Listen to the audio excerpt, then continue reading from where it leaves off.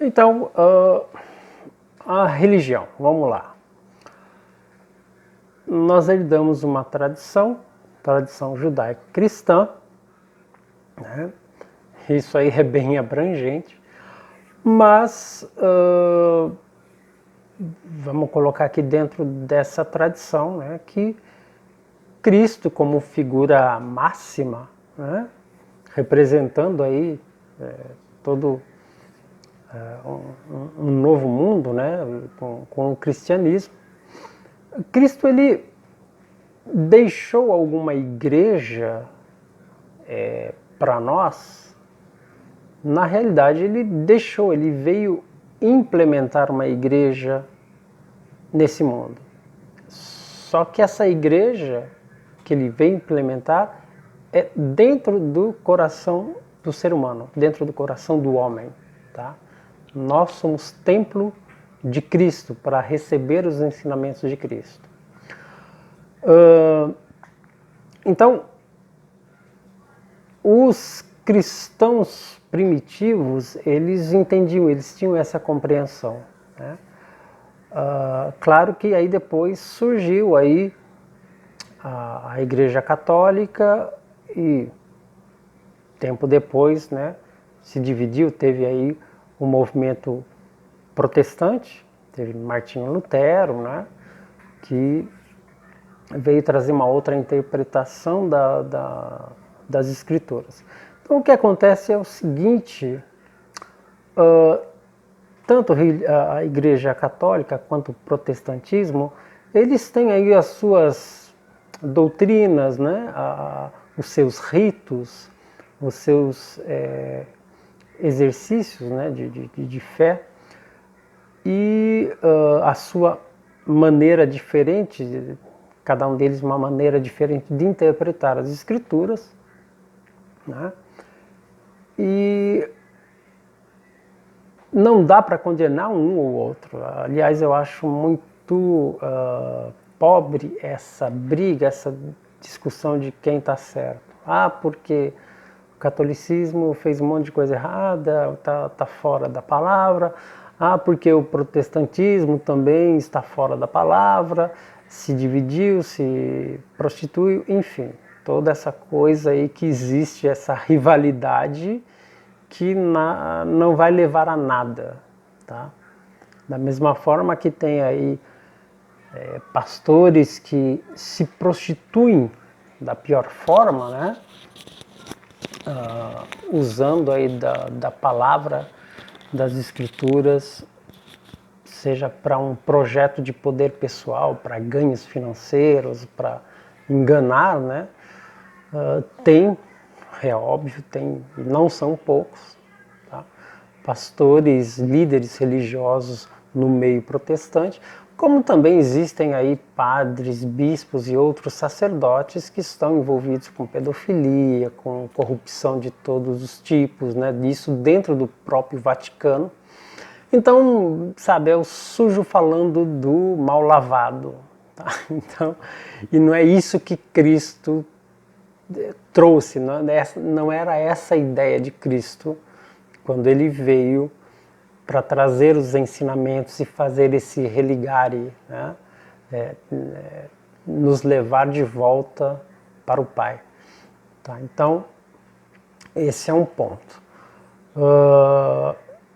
Então, você pega aí, por exemplo, a religião, ela sempre teve de uma maneira ligada com a política, com esse outro poder, né? Que a religião, ela se tornou um poder no mundo, né? No mundo humano aqui entre os homens. Então a Igreja Católica, ela sempre foi muito forte, né? E ela acabou, conforme ela foi se unindo muito com a parte política, ela acabou deixando de lado o papel principal, que é o sacerdócio, né? Não é a parte administrativa, né, de como administrar uma sociedade, de colocar leis. Mas é claro que a política, o sistema social pode se basear dentro das escrituras a forma de administrar, de legislar as leis, né? Nas próprias escrituras tem aí, na época de Moisés, né, que foi instituído os juízes para julgar e para organizar a sociedade. Mas o que acontece muito com a religião, e não agora só falando de catolicismo, mas do próprio protestantismo, é que acaba deixando de lado o verdadeiro sacerdócio, o verdadeiro papel da religião, para se envolver de forma errada a política. E eu não sou contra a sacerdotes se tornarem políticos, mas o problema é que muitas vezes se mistura da maneira errada, né? Acaba se corrompendo um lado ou outro, ou os dois lados. Então isso é complicado. Então tem muita gente que fala, inclusive ateus, né? Falam muito isso, de que o mundo estaria melhor se não existissem religiões. Tá? Mas eu digo totalmente ao contrário. Se o mundo está como está, né, com a religião, com as religiões que existem, se não existisse religião nenhuma, isso daqui já não existiria mais, seria impossível, porque a religião, bem ou mal, ela traz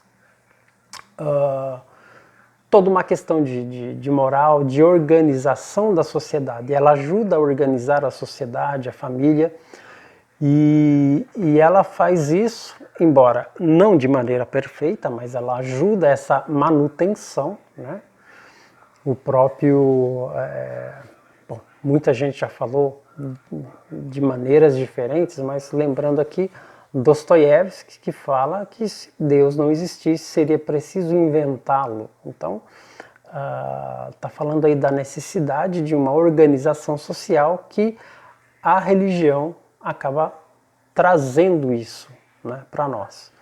Então, se você acha que o mundo está como está por conta da religião, se não houvesse religião estaria muito pior, talvez a nossa existência estaria quase que extinta, né? Então, e há uma necessidade do próprio ser humano de estar ligado ao sagrado, ao mundo espiritual, e cada cultura, cada religião vai expressar ou vai interpretar da sua maneira. Mas o que une todas essas religiões, né, é a ideia de um ser supremo, de uma vida além dessa material que nós existimos. Tá? E mesmo no dia de hoje, todo esse envolvimento político e religioso, existe também uma dificuldade de se entender o Estado laico, né? Tem muito ateu aí, principalmente, que defende o Estado laico como o Estado é laico, não pode ter religião, ou a religião não pode se intrometer. Então, não é bem por aí. O Estado laico, ele é um Estado em que defende a expressão religiosa, não importa se você é do candomblé, é espírita, católico, protestante, você tem o direito, o Estado tem a obrigação de defender a sua crença e o exercício da sua fé, tá? Então existe essa segurança dentro do Estado laico.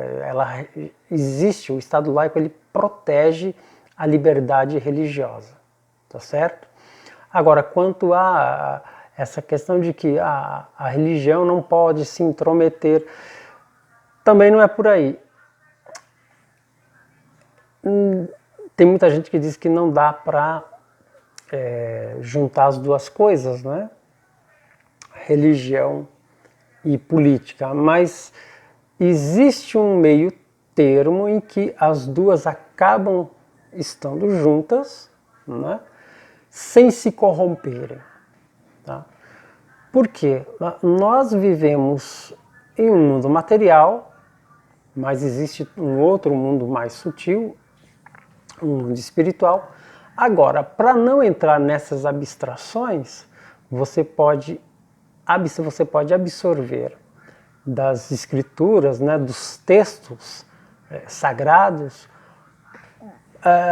muito daquilo que é necessário dentro da administração das sociedades, né?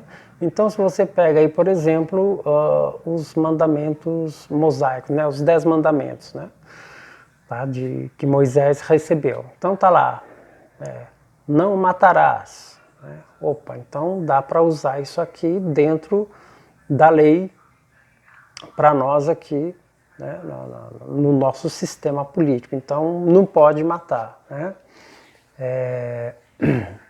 Não roubarás. Então, ok, também dá para colocar aqui dentro do nosso sistema político que não pode roubar. Se roubar vai ter uma determinada, tem que pagar, aí tem que pagar um preço, né? A mesma coisa também se fulano, um indivíduo matar alguém, ele também tem que pagar por isso. Então, veja, querendo ou não, como a tradição judaico-cristã ela é um dos pilares, né, da nossa sociedade, da nossa cultura ocidental, então ela está, né, de forma mais ou menos, né, ligada ao que nós temos em termos de sistemas políticos hoje. Né? E o que a esquerda, socialismo, comunismo, progressismo, né, o que esses sistemas, essas ideologias, elas tentam implantar, mas para ser implantada ela precisa destruir esses pilares. Então, por exemplo, hoje nós temos um problema sério aí, que o grande líder da Igreja Católica é o chamado Papa Francisco, que ele está alinhado ao socialismo, ao comunismo, ao globalismo, né? Então, ele está muito alinhado à grande besta, né? No livro do Apocalipse, ou Revelações, fala, né, do final dos tempos, a grande besta e tal. Então, a grande besta, na verdade, é esse sistema comunista, né, que hoje tem um nome mais bonitinho, chamado de progressista, que nada mais é do que um sistema que é adotado pelo globalismo. Então existe toda uma agenda global, né? A ONU está dentro dessa agenda, ela faz parte da produção dessa agenda para um governo único, totalitário e tudo mais. Né? Muita gente vai dizer que isso é conspiração, mas não é bem por aí. Tem muita bobagem que se falam por aí, tem muita bobagem, mas também não dá para tampar o sol com a peneira. Então a realidade é que essa grande besta, na verdade, é um sistema globalista, né?